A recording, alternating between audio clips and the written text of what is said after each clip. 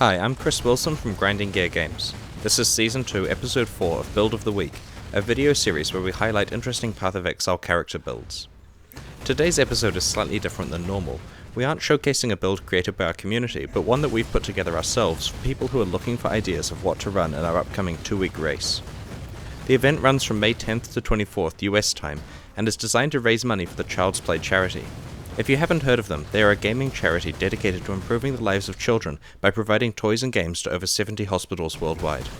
Thanks to the generosity of some of our industry partners, we've also arranged a variety of awesome prizes to be given away randomly to competitors, such as Nvidia graphics cards, Razer mice and keyboards, and of course, piles of Path of Exile microtransactions.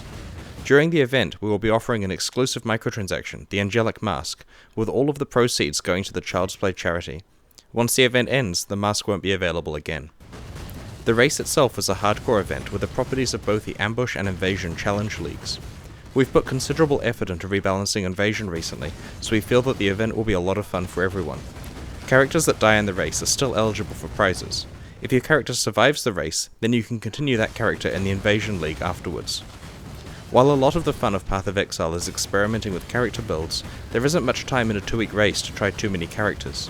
Many players want to know in advance how to build their race character. If you look in the class forums on pathofexile.com, you'll find plenty of powerful builds, but we're highlighting our own one here that uses a recently introduced skill, Molten Strike. This video is quite long, so we're going to demonstrate the build at high levels before explaining how it's created. As you can see, Molten Strike launches magma projectiles as you hit. The skill deals a combination of fire and physical damage, and has both an attack and an area of effect component. This means that there are a lot of options for how to support it. You get Molten Strike after killing Hillock at the start of the game, so it's with you on your entire journey with this character. The skills shown here are generally ones that you get as quest rewards from playing a Duelist. There's a little bit of pressure over several of the rewards where you need to tweak what you pick based on what you've naturally found. A couple of gems can be traded for earlier than you would receive them from quest rewards to speed up leveling. We use the Hatred Aura for additional damage and Grace for additional survivability. Where possible, try to cast Enduring Cry whenever you can near monsters. Its flat physical damage resistance stacks very well with this character's high armor. It's important to cast the Enfeeble Curse on anything dangerous, especially invasion bosses, until you have a good idea of whether you can handle their damage potential. You'll have noticed that there's quite a lot of focus on survivability. Being a hardcore league, this is of prime importance. This build is built to be very survivable, so if you follow our advice and are very careful with how many monsters you engage, you'll hopefully be fine. Unless something goes wrong, you will reach maps with this build. The build has high life and life regeneration. Its primary mitigation type is armor. It achieves this by using iron reflexes, which turns all of your evasion into armor. This means that gear choices are substantially simpler, because evasion and armor are mostly interchangeable. Armor only helps against physical damage, so having maxed out resistances is critical, especially in the Invasion League. It's important to note that Merciless introduces a minus 60% resistance penalty, so you're going to want to be above cap by the end of Cruel. This build also uses the popular Cast When Damage Taken Enduring Cry Immortal Call combo for physical immunity when it really matters. This race inherits its properties from Invasion and Ambush, both of which pose challenges. While we have rebalanced Invasion recently, the presence of unpredictable guest monsters or invasion bosses can mean that you have to be prepared for damage types that you aren't expecting. The League's Ambush heritage means that you'll find enchantable strongboxes. While many people view these as a source of free items in the Ambush League, they are more scary in a hardcore league like this. Being surrounded by monsters is rarely a safe situation, but there are several tools available to get you out of trouble. This character currently places a smoke mine prior to opening a strongbox, and then teleports out of the way as soon as the monsters appear, which gives you space to assess the situation and blinds the monsters for safety. It's also important to be aware what monsters are in the current area before deciding whether to open a strongbox. Some areas can have exploding squid, so being surrounded by a few packs of those can be deadly. While the rewards from strongboxes are substantial, you don't have to open each one. You may be able to con a party member into it.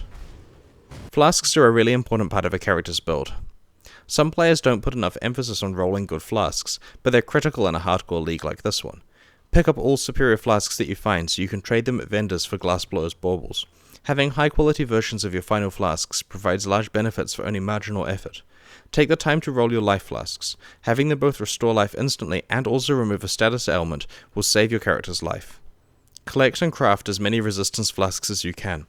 They're not only useful for swapping into against specific invasion bosses, but also for crafting granite flasks that this build wants at higher levels. You'll easily be able to trade away your surplus resistance flasks for anything your build might lack. This character relies entirely on rare items and needs no specific uniques. We aren't recommending any uniques because it's hard to rely on finding a specific desired unique in a 2-week event. You're likely to find good leveling uniques, and you should adapt the build to take advantage of these as you go. In terms of rares, you should be prioritizing life, overcapping your resistances, and getting as much armor and later evasion as you can. For a weapon, any fast weapon with decent damage will do. It doesn't have to be a sword or even a one-handed item if you find a better alternative. Early on, two-handed weapons can provide a big leveling speed increase if you're careful. The character we're showing here is after it's found a 5-link armor. If you only have a 4-link armor, then either drop the melee physical damage support gem or the blood magic support gem. If you're not using the blood magic gem, then you won't be able to run the grace aura. You'll also need to use mana flasks instead of granite flasks to compensate. The 5-link armor is a big upgrade, but isn't mandatory. In a similar vein, there are many key decisions you have to make as you level this character. By level 9, your passive skill tree will look like this. You have a passive point available and haven't yet committed to one-hand or two-hand weapons. Feel free to pick either cluster, based on your current best weapon. It's easy to respec it later. It's also no problem to specialize in one-hand passives, but to use a two-hand item for a few levels. You'll be doing plenty of damage. As well as Molten Strike, you'll have been able to pick up some useful skills at low levels. Fire Trap and Decoy Totem are really good quest rewards for area damage and survivability respectively.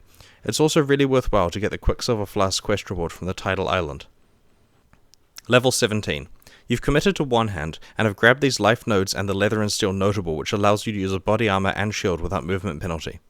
The decision is whether to travel to Iron Reflexes for survivability or Resolute Technique for damage next. You now have the Leap Slam skill available and are using a tower shield for its armor. Congratulations, level 35. You're now eligible to win any of the physical prizes we're awarding in the event. At this point, you've finished normal difficulty and are just starting cruel. On the passive tree, you've traveled to the Marauder area to get Resolute Technique. Accuracy and critical strikes are now both irrelevant to you. On the way, you've grabbed some decent notable passives. In order to use the skills easily while running the Hatred Aura, you had to allocate these 2 mana passives. You can unspec these points later when you have reduced mana or blood magic support gems. Because of the cruel resistance penalty, it's now important to prioritize resistances on items you're picking. Shields are a great place to find easy resistances. You should also start your collection of resistance flasks. Level 47. You've now allocated Iron Reflexes, which allows you to use evasion and armor gear interchangeably. You've traveled north to allocate the Berserking notable. You now need to decide between scooping up Marauder nodes such as Resistances, Life, and Life Regeneration, or heading up to the Templar area for Area of Effect, Weapon Elemental Damage, and Life. Your gear and resistances have continued to improve, especially due to finding or crafting rare dual resist rings. Level 60.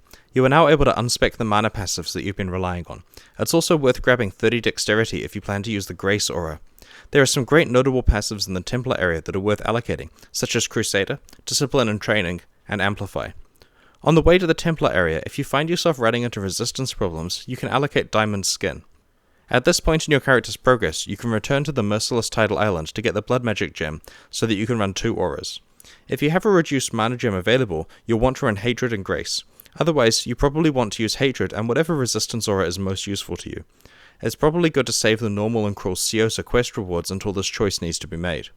The problem with running a 60-40 aura split is that you have 0 mana to use other skills like Leap Slam or Smoke Mine, unless you obtain Blood Magic Gems for them too. We'd recommend the Hatred and Grace combo, as it is the most defensive and leaves a little mana left over for other skills, but it requires trading for or finding a reduced mana gem. At this level, you may not have multi-strike yet. Run the melee physical damage support gem until you're able to get multi-strike from Merciless Siosa. At this point, you've also taken off your mana flasks and are running granite flasks. Your collection of resistance flasks is improving. At level 72, your character looks like the early maps character we showed before. Your recent passive skill points have been spent over to the right on these life nodes and on some powerful nodes early in the Marauder tree. You've also dropped the dexterity node that you don't need anymore. It's worth picking additional endurance charges in the Templar and Duelist areas to improve Enduring Cry. After finishing Merciless difficulty and completing all of the relevant quest rewards, you've farmed Piety and the Archives for experience, and the items required to prepare for maps. You've also used the vendor recipe to generate enough Glassblower's baubles to max out most of the quality on your flasks. There are several directions this character can be taken in the future. For increased survivability, you can cut up here and take the 4 life nodes that include Holy Strength. Elemental Adaptation is within easy reach. These 4 shield nodes on the left are very good. In terms of damage, if you want to commit to swords, you can get these good duelist passives, including Wicked Blade and Blade Master. Otherwise, cut through attack speed or near these life nodes and then work towards finesse and these damage nodes in the Ranger tree. You should consider these excellent nearby nodes such as Aspect of the Panther, Weapon Artistry, Precise Interception, and Fencing. We've posted a brief set of notes about this build that include relevant recipes, links to the passive skill tree at different levels, a breakdown of quest rewards and bandit choices, and notes on gear that we used. These notes are linked from the video description.